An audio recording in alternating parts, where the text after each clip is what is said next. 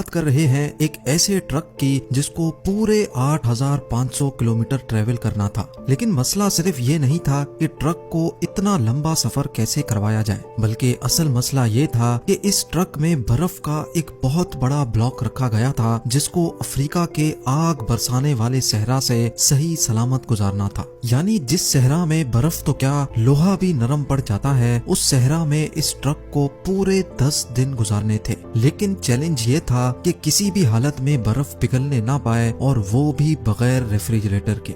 Zeme TV की videos में एक बार फिर से खुशामदीद। नाजरीन, ये बात है 1959 की, जब पूरी दुनिया की अटेंशन एक आइस ब्लॉक ने घेर रखी थी। ये आइस ब्लॉक 3050 केजी वजनी था और इसको दुनिया के एक कोने से दूसरे कोने तक पहुंचाना था, और वो भी बगैर रेफ्रिजरेशन के। यानी इसका स्टार्टिंग पॉइंट था नॉर्वे का शहर मोई राना, और इसका एंडिंग पॉइंट था लिब्राविल, जो सेंट्रल अफ्रीका में एक शहर है। लेकिन आखिर ऐसा किया क्यों जा रहा था? इस आइस ब्लॉक को इतना दूर क्यों ले जाया जा रहा था?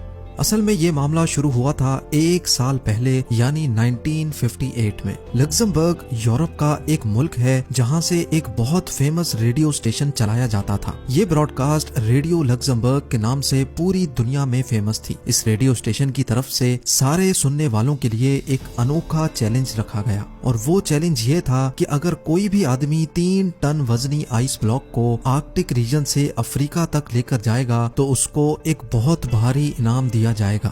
रेडियो लग्जमबर्ग की तरफ से ये डिसाइड किया गया था कि हर किलोग्राम आइस के बदले में 1 लाख फ्रांसिस दिए जाएंगे, जो आज के दौर में $16,000 बनते हैं। हर 1 केजी के $16,000 यानी 3 टन वजनी आइस ब्लॉक के $48 मिलियन बनते हैं, जो वाकई एक बहुत बड़ी रकम है।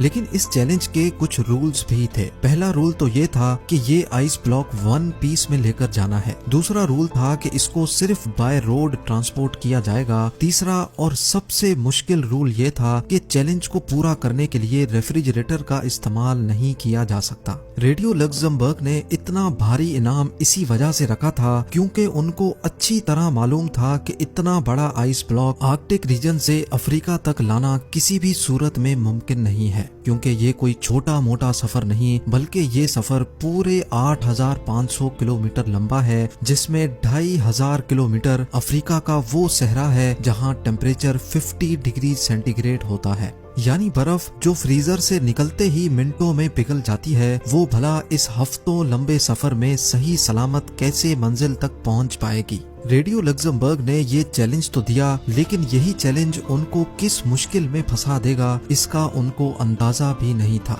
ये चैलेंज रेडियो पर ब्रॉडकास्ट होने के कई महीनों तक किसी ने भी आगे बढ़ने की हिम्मत नहीं की। लेकिन फिर बर्गर नाटवीक नामी एक शख्स ने ऐलान किया कि वो ये चैलेंज कबूल करने को तैयार है। बर्गर नाटवीक, जो कि नॉर्वे में एक इंसुलेशन कंपनी ग्लास फॉर्ट का मैनेजिंग डायरेक्टर था, उसका मानना था कि उसकी कंपनी जो इंसुलेशन मटेरियल बनाती है उसको इस्तेमाल करके ये चैलेंज आसानी से पूरा किया जा सकता है। अगर बर्गर नाटवीक ये चैलेंज पूरा करने में कामयाब हो गया तो वो अपनी कंपनी ग्लास फॉर्ट और उसके एम्प्लॉयज के लिए काफी सारी दौलत इकट्ठी कर सकेगा।